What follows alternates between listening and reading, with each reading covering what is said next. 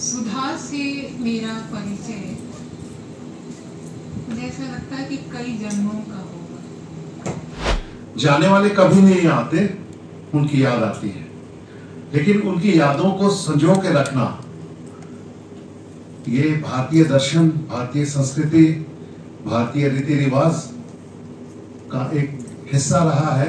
और ये जो शब्द है रे ऑफ होप, तो ये आशा की किरण केवल सुधा जी और उनकी याद और पत्रकार सम्मान तक ही नहीं सीमित है, बल्कि ये एक किरण है कि जो हमारी संवेदनाएं, हमारी भावना, हमारी यादें जैसे में आई और आकर के सिर्फ काम ही नहीं किया बल्कि ऐसा किया कि आज हम लोगों के बीच में वो एक मिसाल के तौर पे जानी जाती हैं। और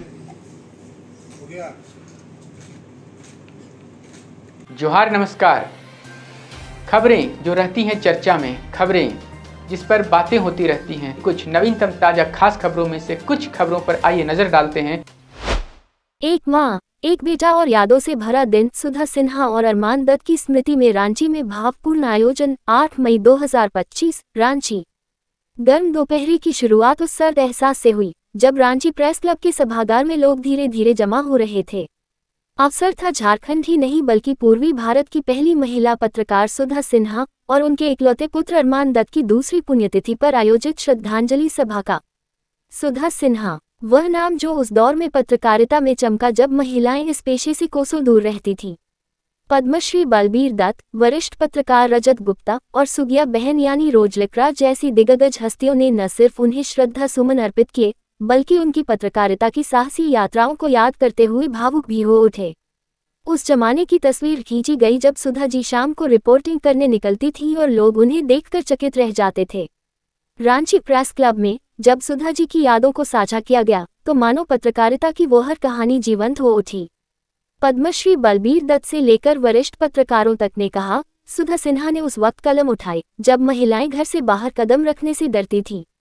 सभा में कई पत्रकारों को विशेष सम्मान से नवाजा गया। इस अवसर पर उदय वर्मा को लाइफटाइम अचीवमेंट अवार्ड दिया गया, अजय कुकरेती को एक्सीलेंस अवार्ड, प्रवीण मिश्रा को यूथ एंडेवर, कृतिका तिवारी को यंग इमर्जिंग, शिल्पी को journalist of the year, Saurabh Shukla को यंग जर्नलिस्ट इंस्पिरेशन, लता रानी को एक्सीलेंस इन सोशल इम्पैक्ट का अवार्ड दिया गया। यह मानो सुधा सिन्हा की पत्रकारिता विरासत को अगली पीढ़ी तक पहुंचाने का एक विनम्र प्रयास था। वरिष्ठ पत्रकार प्रकाश सहाय और रजत गुप्ता ने भी सुधा सिन्हा से जुड़ी पत्रकारिता के समय की कई घटनाओं की यादों को बताया कि किस प्रकार बेहद साहसिक तरीके से हर खबर की सत्यता और स्पष्ट की जांच करती थी। सभा के अंत में 2 मिनट का मौन रखकर उन्हें भावभीनी श्रद्धांजलि दी गई।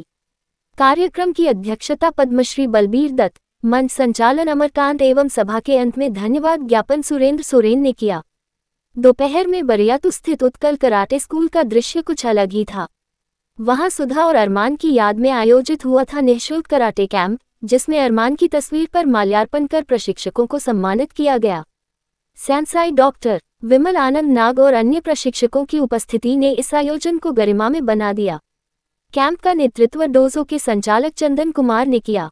कार्यक्रम की शुरुआत अरमान दत्त की तस्वीर पर माल्यार्पण कर की गई, फिर सभी उपस्थित कराटे प्रशिक्षकों को अंगवस्त्र देकर सम्मानित किया गया।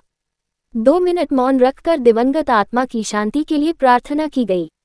इस अवसर पर Indian school of martial arts के राष्ट्रीय निदेशक sensei doctor Vimal Anand Nag, sensei Kamal Kishore Kachhap, Chandan Kumar, Sandeep Lal, Amrit Munda, Ashu Tirkey, Ravi Kumar, Akanksha Tirkey, Anil Sharma, Lalchand Lohar, Md Sajid समेत अन्य कराटे प्रशिक्षक एवं प्रशिक्षु कराटेकारों की गरिमामयी उपस्थिति रही। अरमान, जो खुद कराटे, क्रिकेट एवं अन्य खेलों से जुड़ा रहा, उसकी स्मृति में यह आयोजन मानो उसके जीवन की ऊर्जा को फिर से जीवंत कर गया। और फिर दिन का अंतिम पड़ाव चेशाया रोड पर, जहां 100 दिव्यांग जनों के लिए संध्या भोजन की व्यवस्था की गई। हर थाली में श्रद्धा थी, हर निवाले में भावुकता और हर मुस्कान में सुधा और अरमान की अमिट छवि। 2 मिनट का मौन, लेकिन उसमें समाया था वर्षों की स्मृति, प्रेरणा और प्रेम।